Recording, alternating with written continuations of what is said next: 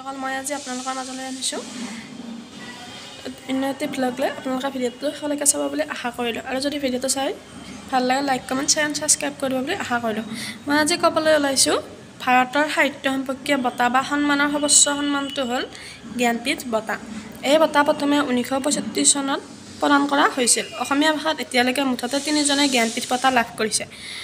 1979 চনত বীৰেন্দ্ৰ কুমাৰ ভট্টাচাৰ্য 2000 চনত মামণি ৰয়ছম গোস্বামীয়ে আৰু 2020 চনত নীলমণি ফুকনে এই বঁটা লাভ কৰিছিল এই তিনিজন ব্যক্তিয়ে প্ৰথমবাৰৰ বাবে জ্ঞানপীঠ বঁটা লাভ কৰিছিল অসমীয়া ভাষাত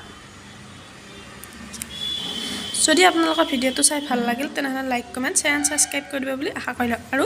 চাইডতে থকা বেল আইকনটো ক্লিক কৰি দিব যাতে মোৰ ভিডিঅ' নটিফিকেশ্যনবোৰ আপোনালোকে পাই থাকে এনেদৰে মই আপোনালোকৰ সহায় পালে ভিডিঅ'বোৰ দিবলৈ চেষ্টা কৰিম ধন্যবাদ